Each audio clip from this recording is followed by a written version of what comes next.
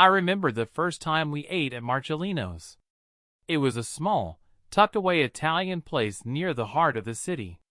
My wife, Claire, found it through some blog post, hidden gems only locals know about, and insisted we go. I didn't argue. That was early in our marriage, before routines hardened into silence and smiles were measured in effort rather than instinct. It became our spot. Birthdays, anniversaries, Tuesdays that needed cheering up. Marcellino himself would greet us, a man with flour-dusted hands, and the kind of smile that made you feel like family. But there was another presence behind the swinging kitchen doors, one I didn't know would eventually wedge itself between Claire and me, Matteo, the chef. The first few years of marriage had been good. Claire worked in interior design and freelanced often from home. I was in real estate, always running between showings and trying to hustle up listings. Our lives didn't match perfectly, but they ran parallel enough that it worked. Until it didn't. Looking back now, I see the signs clearer than I wish I did. It started subtly. Claire began insisting we go to Marcellino's more often, once every couple weeks, then weekly. She'd say she was craving that pappardelle, or needed the risotto fix. I thought nothing of it. Comfort food, I assumed. Familiar flavors in a life that was otherwise spinning too fast. But then, there were the evenings she said she was meeting friends and wouldn't be home for dinner, and I'd check her social media later only to see no mention of it. She didn't lie outright. Claire was too smart for that. She just crafted narratives so believable I didn't question them. The distance between us grew quietly. Conversations became transactional. Did you pick up the dry cleaning? Can you take my car in for the oil change? And the small affections that once colored our days faded. We slept on separate sides of the bed, both literally and figuratively. It was our 10th anniversary when the dam finally cracked.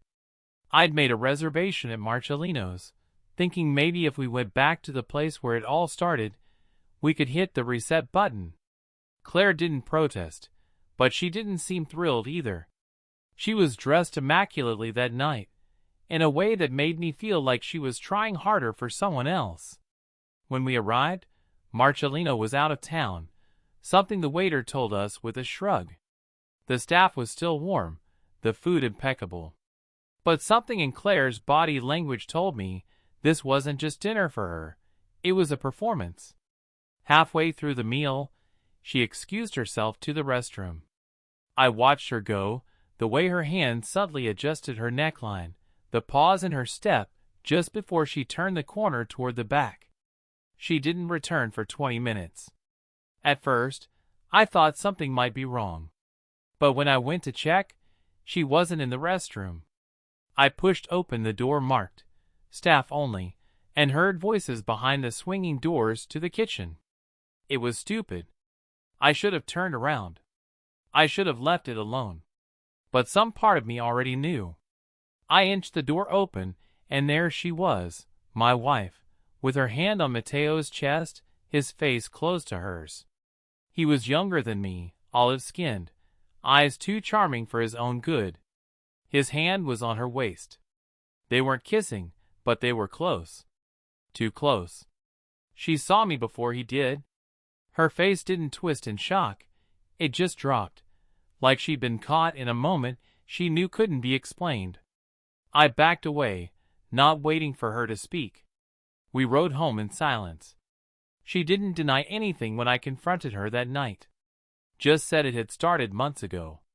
That it had been innocent at first, casual conversations, shared stories about travel, cooking, dreams. But then it wasn't. She said Matteo made her feel seen.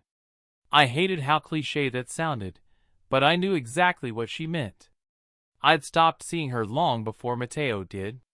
I asked if she loved him. She hesitated, and that told me everything I needed to know. After Claire's confession, there was a silence in our home that lasted days.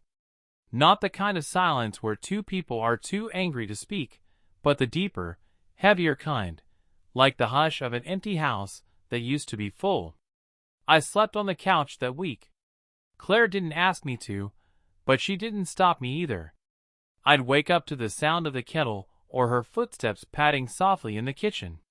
She never said good morning. I never asked how she slept. On the fourth day, I found her sitting at the dining table with a mug in hand. No makeup, hair tied in a loose bun, looking like the woman I'd fallen in love with all those years ago. She looked tired, but not fragile, more like someone who had finally stopped pretending. "I ended it," she said. No preamble, no apology. "With him?" I asked. She nodded. "I told Mateo it was over. That I couldn't keep doing this." I looked at her, searching for sincerity in her eyes. It was there, maybe. Or maybe I just needed to see it. "Why now?" Claire stared at the steam curling from her coffee. "Because it's not what I thought it would be. I kept telling myself it was just about feeling alive again. But that night, when you saw us, the look on your face made me realize I hadn't gained anything. I'd only lost what mattered." I wanted to ask if she meant me or just the comfort of the life we'd built. But I let it go. Not every truth needs to be named. We agreed on a trial separation, which is just a dressed-up way of saying we were delaying the inevitable. She stayed in the house. I moved into a furnished rental a few blocks away. It was small and plain, but quiet. I needed the quiet. In those months, I learned a lot about myself. I learned how much I'd taken for granted. How I'd stopped noticing Claire as a person with evolving needs and desires. How I'd grown comfortable in the idea that love, once declared, was a permanent state rather than a living thing that needed attention. But I also realized something else. No one deserves to be betrayed. Not for being inattentive. Not for being ordinary. Not for getting tired or distracted. Claire could have talked to me. She could have shouted, cried, begged for more.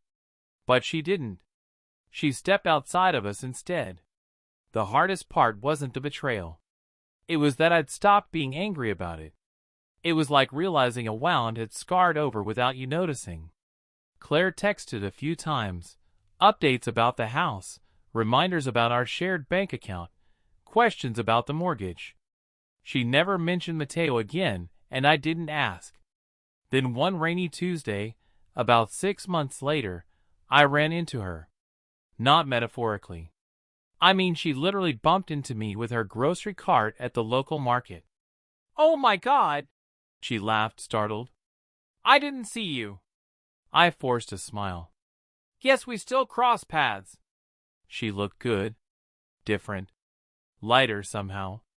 We chatted briefly, polite, like distant relatives. She told me she'd taken up a cooking class. That made me raise an eyebrow. "Not Italian," she quickly added, reading my mind. "I figured it was time to learn to make something just for me."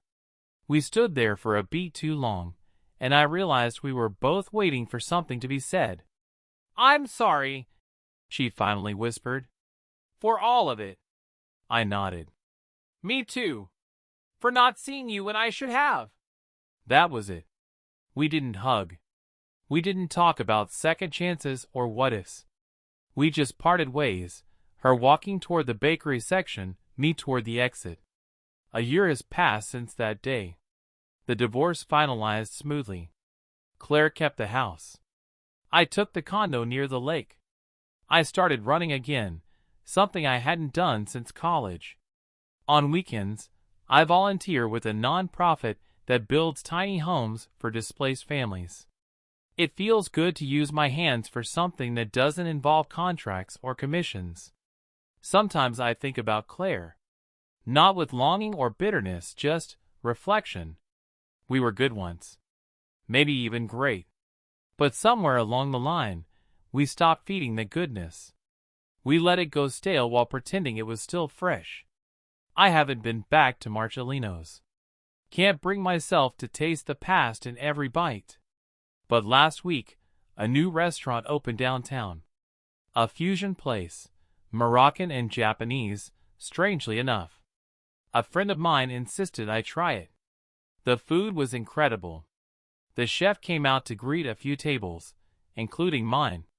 Young guy, passionate, full of energy. He reminded me a bit of Matteo, but without the ego.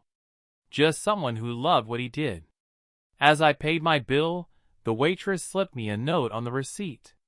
"You look like someone who appreciates a good story," it said, followed by a smiley face and a phone number. Maybe I'll call. Maybe I won't. But at least now, the idea of starting over doesn't taste so bitter anymore.